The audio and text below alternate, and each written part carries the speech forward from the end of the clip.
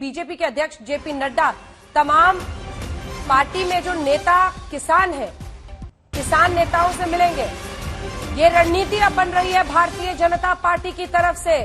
BJP के किसान नेताओं से मिलेंगे जेपी नड्डा। बीजेपी अध्यक्ष यूपी हरियाणा के बीजेपी के किसान नेताओं से जेपी नड्डा मिलकर ये समझने की कोशिश करेंगे कि बिल की कौन सी बारीकियां हैं जिसको बदलने की जरूरत है। आखिर किसानों का गुस्सा इस तरह से क्यों आगे बढ़ रहा है। लेकिन मैं शुरुआत युद्धवीर सिंह आपके साथ करना चाहती हूं। 26 जनवरी की हिंसा फिर से नहीं दोहराई जाएगी। रेल रोको अभियान, इसका मतलब समझ रहे हैं आप। हिंदुस्तान की एक तरह से जीवन रेखा कही जाती है ये रेल की पटरियां। रेल रोको, क्या हासिल करना चाहते हैं आप, क्या साबित करना चाहते हैं? 18 को रेल रोको अभियान से क्या हासिल हो जाएगा युद्धवीर जी, जो आंदोलन करके, विरोध प्रदर्शन करके नहीं हो पा रहा है?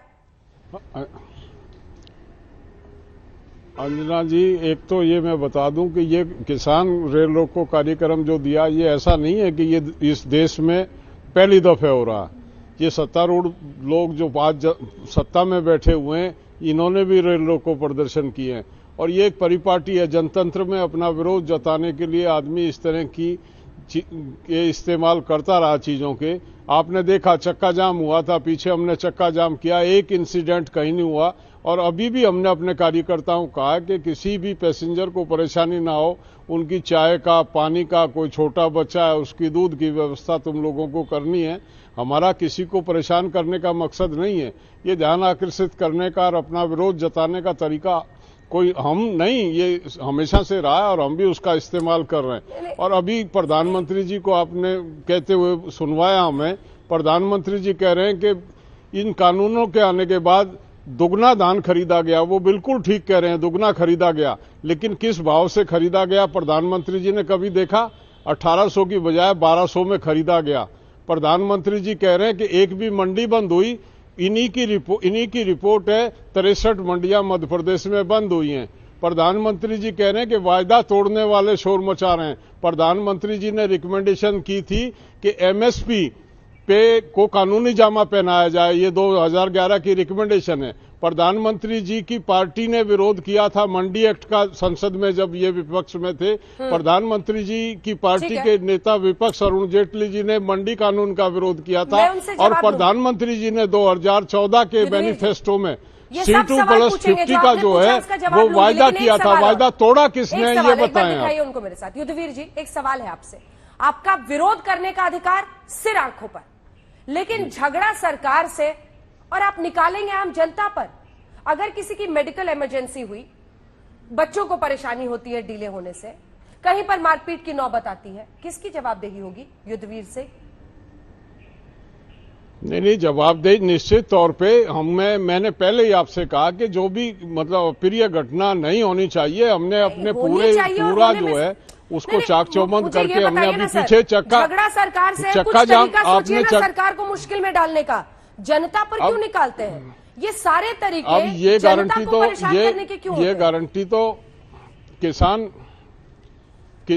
किसान आंदोलन में डेमोक्रेसी में आंदोलन करने का अधिकार दिया गया। और ये जो तरीके हैं, ये किसान आंदोलन में किसान नहीं है, अख्तियार खाली हम नहीं अपना रहे हैं। ये तरीके पहले भी अपना विरोध दर्ज कराने के लिए अपनाए जाते रहे हैं और बीजेपी सैकड़ों दफे इसको इस्तेमाल कर चुकी है अपने राजनीतिक सफर में। तो आज ये हम पे सवाल क्यों उठाए जा रहे हैं? हमको साधु बना के बैठा दिया जाए कि हमारा शोषण होता रहे और हम अपनी आवाज ना उठाएं। गौरव भाटिया जी, जवाब दीजिए। युद्धवीर जी की बात का मैं जवाब देता हूं। आपने ध्यान दिया अंजना जी, इन्होंने क्या कहा? इन्होंने कहा हमने पिछली बार भी प्रदर्शन किया था और एक इंसिडेंट नहीं हुआ। अंजना जी, सिर्फ तिरंगे का अपमान हो गया था, खालिस्तानी समर्थक घुस गए थे, हमने देखा 400 पुलिसकर्मी घायल हो गए थे। आम जनता किस तरह से त्राही त्राही हो रही है वो जा नहीं सकती। और मैं एक सवाल पूछना चाहता हूं युद्धवीर जी से। युद्धवीर जी, मुझे पूरा विश्वास है कि जिस भी समूह का आप नेतृत्व कर रहे हैं उसकी आस्था संविधान में होगी, सर्वोच्च न्यायालय में होगी। आप मुझे बताइए कि अगर ट्रेन के रास्ते कोई अपने परिजन को अस्पताल ला रहा हो और आप रोके और उसकी जान चली जाए, क्या आप लोग वो जान इंसान की वापस कर पाएंगे? नहीं कर पाएंगे। दूसरी बात, ऐसा कोई मूल अधिकार नहीं है जो दूसरे के अधिकारों के पैरों पे खड़े होकर उसका हनन करे। ये सर्वोच्च न्यायालय ने कहा है आप आंदोलन भी करिए तो दूसरे नागरिकों के अधिकार का हनन ना हो, डेजिग्नेटेड साइट्स पे करिए और हिंसा नहीं होनी चाहिए। तीसरी बात, जब सरकार कहती है हम बातचीत करेंगे तो आप कहते हैं पहले कानून वापस लो। आप बताइए ये जिद्दी रवैया क्या ठीक है? अगर सरकार आपसे कहे पहले आप आंदोलन वापस लो तभी बातचीत होगी, ये जिद ठीक नहीं है, बातचीत करिए। चौथी बात, ये कहते हैं कानून वापस होगा। अंजना जी, आज 15 करोड़ किसान नरेंद्र मोदी जी के साथ खड़ा है इन कानूनों पे। ये एक ऐतिहासिक बदलाव है और लोकतांत्रिक तरीके से आया है। अब आप मुझे बताइए कि कुछ किसान संगठन जिनसे हम बातचीत कर रहे हैं उनके दबाव में अगर आज हम वापस कर लें और कल दूसरा आंदोलन खड़ा हो जाए इससे 10 गुना बड़ा, वो कहें ये कानून अच्छे थे आपने वापस कैसे किया? ऐसे लोकतंत्र नहीं चलता है अंजना जी। लोकतंत्र चलता है संविधान से, संसद में कानून पारित होता है और उच्च न्यायालय या सर्वोच्च न्यायालय तय करता है छोटा सा जवाब युद्धवीर जी दे दीजिए, फिर मैं सुप्रिया जी आ रही हूं। अगर कोई कमी है तो बातचीत करके उसका मसला हल करके। क्या ये अहंकार की लड़ाई अब बन गई है युद्धवीर जी? सवाल सीधा पूछ रही हूं, 2 कदम तो आगे पीछे बढ़ना पड़ेगा ना। देखिए, पहले तो आपने कहा आंदोलन के तरीके पे सवाल उठाए, अपने गिरेबान में झांके कि आप किस तरह के आंदोलन करते रहे हैं जब आप विपक्ष में थे।